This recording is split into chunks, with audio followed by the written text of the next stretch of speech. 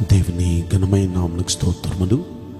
ఈ వాగ్దానం వింటున్న మీకందరికీ మన ప్రభువును ప్రియ రక్షకుడైన యేసుక్రీస్తు నామములో శుభములు, మా హృదయపూర్వకమైన వందనములు తెలియచేస్తున్నాం.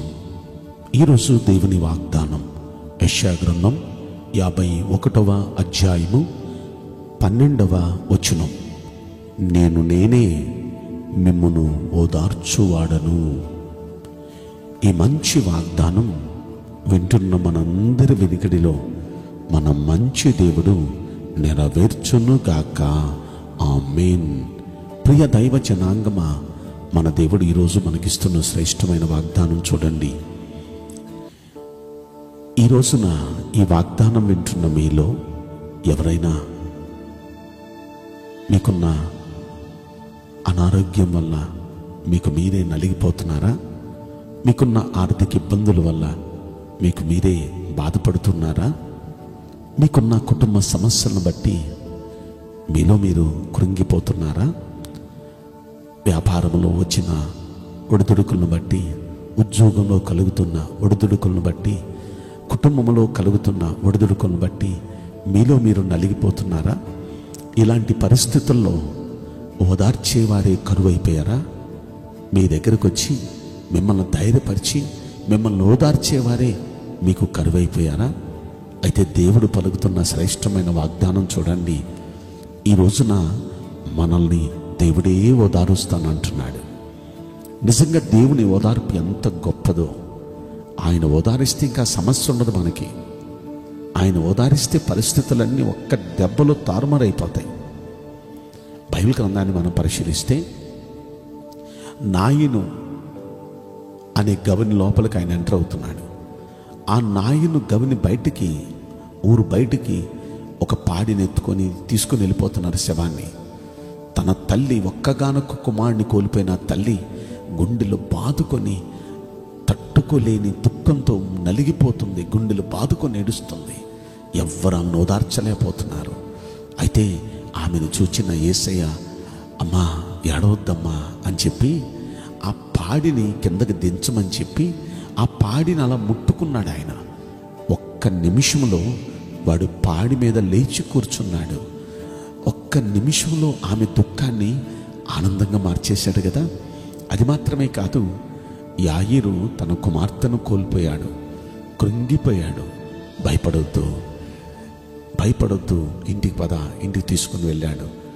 గదిలోకి వెళ్ళాడు. ఈ చిన్నది నిద్రిస్తుందే కానీ చనిపోలేదు అని చేపట్టుకొని, చిన్నదానా లే అన్నాడు. లేచి కూర్చుందామే. అసలు ఇల్లంతా అంతవరకు ఎంతో ఏడుస్తున్నారు. ఆ దుఃఖం అంతా అప్పటికప్పుడు ఆనందంగా మారిపోయింది. ఆయన ఓదారిస్తే ఎంత బ్రహ్మాండంగా ఉంటుంది. ఏ విషయంలో మీరు బాధపడుతున్నారు, ఆయన ఓదారిస్తే ఎంత అద్భుతంగా ఉంటుంది కదా. ఆ పై వచనం అంటాడు, ఆయన ఓదారిస్తే ఎలా ఉంటుందో చెప్పనా? నిత్య సంతోషం వారి తలల మీద ఉండును, వారు సంతోష ఆనందము గలవారగుదురు. అంత మాత్రమే కాదు, దుఃఖము నిట్టూర్పు తొలగిపోవును. ఇక దుఃఖం నిట్టూర్పు తొలగిపోద్దంట. నిత్య సంతోషం, నిత్య ఆనందం వారి తలల మీద, వారి జీవితాల మీద ఉంటుంది. ఎంత అద్భుతమైన విషయం. ఈ రోజున ప్రభు మనల్ని ఓదారిస్తే మన తలల మీద నిత్య సంతోషం, నిత్య ఆనందం. ఎప్పుడు ఇక సంతోషించడమే, ఎప్పుడు ఇక ఆనందించడమే. దుఃఖం నిట్టూర్పు ఇక తొలగిపోద్ది పూర్తిగా.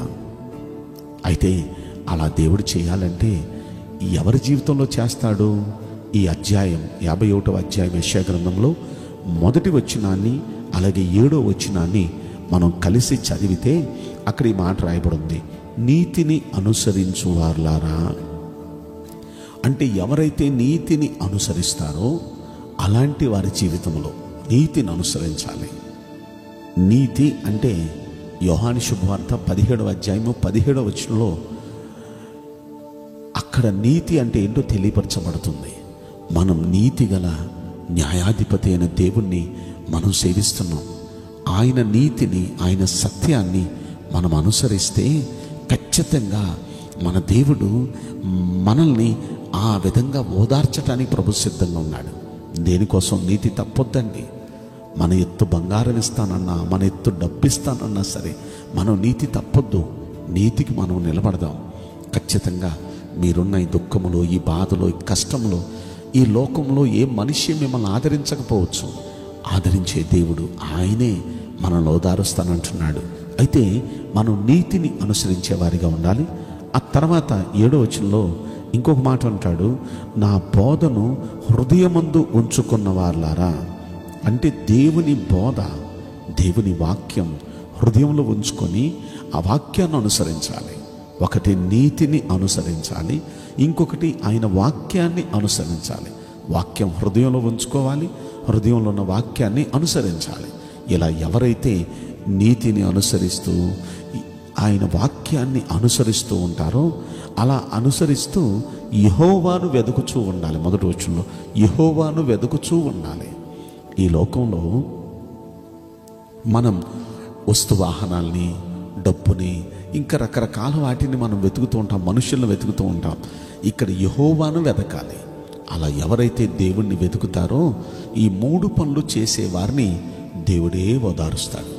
కనుక నీతికి నిలబడదాం, వాక్య ప్రకారం జీవిద్దాం, దేవుణ్ణే వెతుకుదాం, యెహోవానే వెతుకుదాం. ఖచ్చితంగా ఆ దేవుడే మన చెంతకొచ్చి మనల్ని ఆయనే ఓదారుస్తాడు.